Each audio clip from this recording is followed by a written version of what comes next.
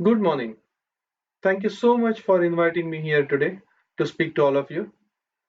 And I must appreciate that you are all here on a Saturday morning, sparing your weekend to hear me out.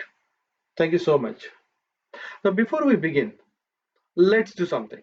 How many of you have mobile phones? Smartphones? Yeah? Okay, lovely. We'll follow some rules today.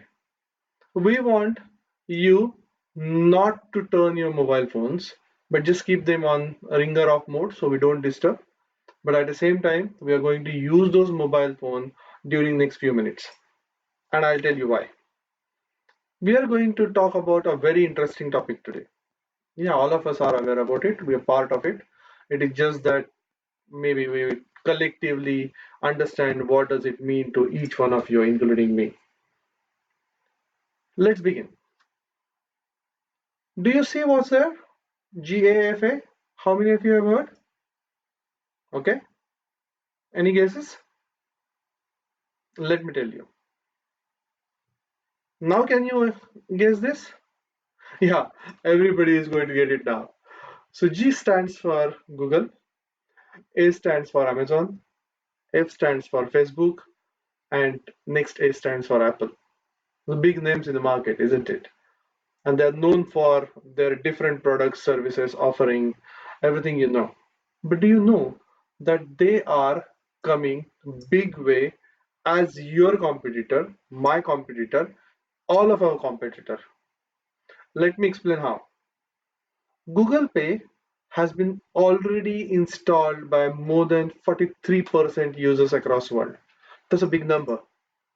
Amazon Pay, every one of us know we are having Amazon Wallet. We have been using Amazon Pay to pay our bills, utilities, shop, everything. You don't need anything other than Amazon Pay when you have that created. Facebook has been of late looking at your behavior, looking at your choices, recommending you products, and trying to sell you certain things without even letting you know.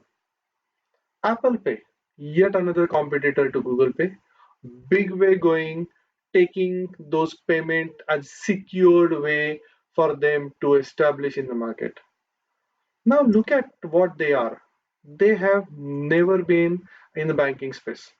They have never been bankers. They have never been facilitating payments. But today, each one of them is working to make sure that what job you traditionally do, the job which I have been doing for these years, will be done by them. And you will not even know that how are they going to do it. But don't worry, we'll get there. Now look at the next slide. Is this familiar to you? Yeah, everybody's holding a mobile phone, everybody holding the tablet, somebody on laptop, somebody on digital devices. That's the digital world where we are in, and that's reality. All of us are part of digital world, some or other way, knowingly, unknowingly, and we are going to continue doing like that. Now let's try something. Take out your phones. I want you to log into your respective banking login app. I want you to transfer or at least attempt transfer something to your friend. Okay, it is going to take you less than 30 seconds to perform the transaction, versus if traditionally I used to go into the bank, take the deposit slip, write a check, attach that check to the deposit slip, fill in those details, go to the counter, get the token, give the check, somebody on that bank look at the check and says, okay, transfer will be done 3 days later. I know maybe more, many of you have not done that, but I'm sure our senior managers here, I'm not just saying that they're old, but then they have been a part of this journey and they will appreciate that what was done 3 days can be done in 30 seconds. And that's what the technology can bring in into the play. That takes us to the topic which we are going to talk today.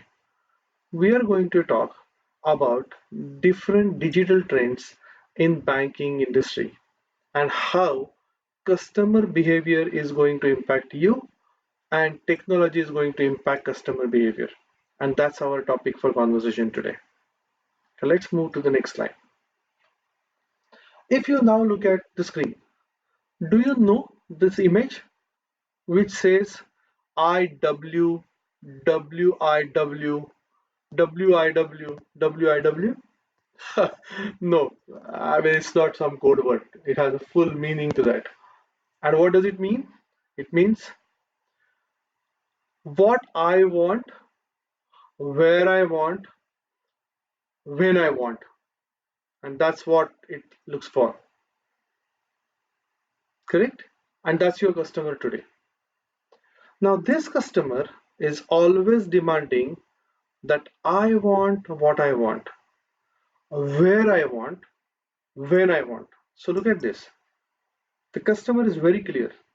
They will not want to buy or offer what you want them to buy, but they will insist that they must get what they are looking for at any hour of the day and wherever they are in the world.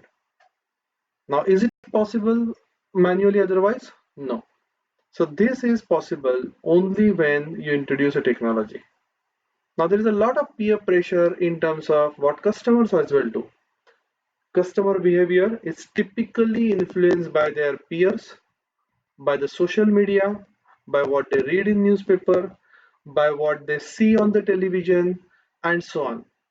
So customer behavior has certain patterns, certain predictions that we can do, and we can always look for those signals, those early warnings from customer before you design your any product and services. I'll give you some examples. Look at olden days. When I say olden days, not too old, but maybe 20, 30 years from now backwards. I wanted to go to the bank and apply for my checkbook. You know what I used to get it? I used to get a plain checkbook, no name on that, just some rubber stamp put on it to indicate my account number and given to me. Now today when I go and apply for a checkbook, I get a numbered printed checkbook, my name on it, my other details on it. So it becomes very, very personalized for me. Look at the cards. When we look at the cards as well are very personalized. So any product and services, these days you go and ask for it, there is every possibility you might get it as personalized experience. And that is what technology can bring in today. That is what customers are expecting you to do. Now let's go a little further. Let's look a little deeper. Now when we talk about the customer behavior on one side, there are technology trends on the other side. So there are different technologies that are coming in banking vertical or banking domain. Bank as an organization holds huge data, humongous data, millions of records. Of course, and we do have a data privacy law. They will be protected, they will be honored. Don't worry about that. But whatever is legally permitted otherwise, it's still a huge data which a bank typically holds. Now, this data is of no use if you don't derive anything out of it. So there is a journey. The data, when you start getting something out of it, gets transformed into an information. Now, this information, when you use it effectively, becomes a knowledge. Over a period of time, by virtue of the knowledge which you have gained over a period of time, becomes a wisdom. So it's a journey of transforming data to wisdom. It takes some time, not so easy. It's going to take a longer period. But once you reach there, you know exactly what you want to offer to your customers. You know exactly what your customer would demand, and preempting that, you will be in a better position to go and offer to them. I told you we are going to keep using our mobile phones, right? Let's do one activity. Okay. Can I have maybe two volunteers from here? Okay. Very well. Okay. Now you are going to use your mobile phone to inquire or get some term deposit opened on your mobile, and you are going to use a piece of paper or pen. If somebody can give him a pen. Okay, great. You're going to request a letter to bank to open a fixed deposit in your name, and let's see how long it is going to take. Now, if we look at the process is same. Essentially, the steps are same. So, a customer would want to reach out to bank, in this case on mobile, in this case in person. They are going to check how much interest rates are. He's going to check it on mobile. He's going to look at the board and find out which rates are better. He's going to enter the amount and the period required. Gentleman is also going to write it same way, hand it over.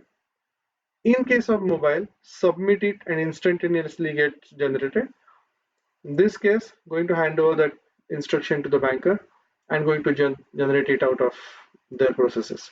So essentially processes are same, but they are not necessarily going to give the same experience.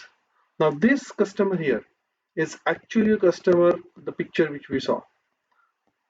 I want what I want, where I want, and when I want.